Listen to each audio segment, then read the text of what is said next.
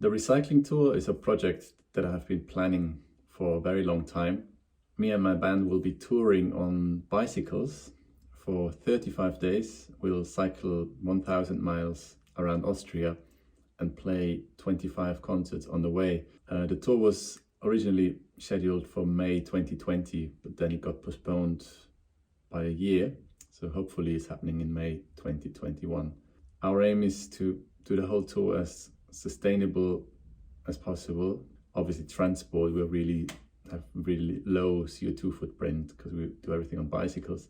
But then we also have solar panels, so we'll generate electricity on the way. We'll also only eat local and sustainable food, and also we try to reduce waste as much as possible. So the whole concept is really based around being as environmental as possible and protect nature, and hopefully also inspire many other people and musicians to do the same. Yeah, I guess I've been really lucky to collaborate with a diverse range of musicians like Bjork or Anoushka Shankar, Olafur Arnalds, Cinematic Orchestra, Ellie Goulding, and also with orchestras like London Symphony Orchestra or Britain Sinfonia. So I'm really enjoying that diversity, and I think as a percussionist it's kind of nice that you're not automatically in one genre. It's a very big family of instruments, and with the handpan that I've specialized on, I think it's even less connected to one genre because the instrument is fairly young. I'm just trying to stay really open-minded and play with as many different people as possible, and that has been a great journey since almost 20 years. For a creative career, I think you need a lot of different skill sets. On a personal level, it's important to be nice to people, to be on time and reliable. I think work hard and be open-minded. Yeah, especially if you're composing, then it's important that you get inspired by a lot of different things, so you're not copying one other artist or one composer, one person. So I'm trying to gain inspiration from lots of different directions, go through the world with an open mind and open eyes and ears. My career highlights since graduating were, I guess, lots of really cool collaborations. It has been like a dream to be touring the world with some of my favorite artists. But I'm really happy that I'm now focused on just performing and writing my own music, and that has been the ultimate goal, to do that, and that's what I mainly do now. So I guess there were also some adventurous highlights. So the next one hopefully will be a recycling tour, but I also did a project called Parasol Peak, where I took 7 musicians on a long expedition or hike in the Alps, and we recorded an album and a film along the way. And that was something that was definitely the most adventurous project I've done, because it was really hard, but it was also very cold, dangerous. But in the end, when you take a product or get a product and you can watch the film or listen to the album, that I think has been a really unique project, and everyone survived. Yeah, I would say Parasol Peak was certainly one of my highlights. So at Trinity Laban, I was in the composition department, and I really enjoyed how that faculty was run. Dominic Merkert was a great head of faculty, and the whole staff, I think they were really open-minded, and we were exposed to the orchestra of the college, to the big band, to electronic music, then collaborative projects with Laban, so dance projects, and it really just opened up my horizon, and we were pushed to do things that we haven't done before, and that was a great time there to do that and also be pushed to do that. I have worked with quite a lot of Trinity Laban alumni over the years, or past college times. The main people were Shoumik Data, who's a great sarod player, and he was also in the composition department, but he was there before me. But I think in a way we had a similar journey, because we both play an instrument that's not that well known in the UK or in Europe. We both went to the composition course and kind of tried to understand how to write for orchestras and classical musicians, but combine it with our own sound world, which is, I don't like the word, but I guess a bit more worldy. In his case, he plays an Indian instrument. In my case, I play the handpan, which is a new Swiss instrument. But we also later on played together a lot as a duo.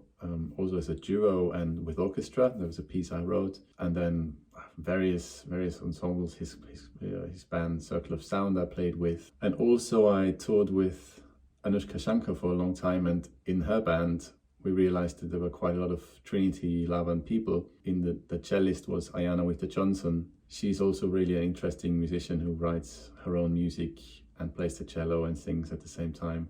Also, the sound engineer for Anoushka Shankar was Julian Heppel, who was also at the composition department. So I think there's something about the composition department that just brings out really cool characters and interesting people who tend to do interesting things later on in life. So I'm very happy to have been part of that collective. Yeah, when the pandemic started in, say, March 2020, at first I was fairly active online, and I did a few streamed concerts from my living room, which a lot of people did. But I think I had a lot of concerts cancelled, and it just felt that I wanted to play and reach people. So I decided to do that. But to be honest, after 2 or 3 months, I was a little bit fed up with it. And in the summer, luckily, I could play some festivals in Europe. And also in October, I managed to squeeze in quite a bit of touring.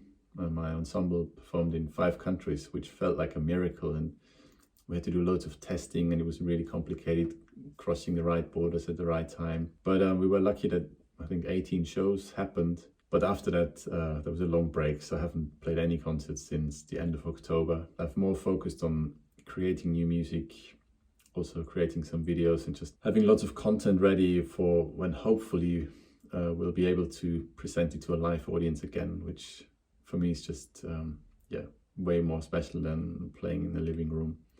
It was fun to do it a couple of times, but then it was enough for me, so I can't wait to be on the road again and play to real people. I'm hoping post-COVID-19 there will be a better time for the environment, so that people have learned that certain journeys are not necessary. You can do stuff online, especially meetings, and just a lot of car journeys, or also a lot of flights don't have to happen. You can do that, a lot of stuff online. For me, it was crazy to see how much the world has changed because governments have told us to do that. I'm hoping that the governments will also do that in terms of the environment and the climate crisis, because we normal people can try to reduce our plastic waste and cycle to work and all that, but it needs big changes. The COVID-19 has shown that governments can do that, and I'm hoping that they will do that now also with the climate crisis.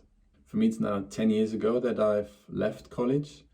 I had no idea, obviously, back then where I would be now, and you can't really plan that far ahead. And I think especially in the last year, we all learned to be a bit more flexible, and that you can't plan things that much. Overall, for me, the career has been a really sort of slow, progressive journey. So I've not had any sort of pop idol moments, where you go within 1 month, you're like a superstar. I've never had anything like that, but it feels quite stable. So I've just slowly created more contacts, slowly had more and more collaborators, and my band grew and my network grew. Now it looks like it's kind of a big network with label and PR agents and all that, but it's something that grew really slowly over the last 10 years. So even more during college, I did everything myself back then. And then I think that's the thing, if you are an entrepreneur or a creative artist, you just have to keep going and keep developing. And I'm trying not to stand still, not to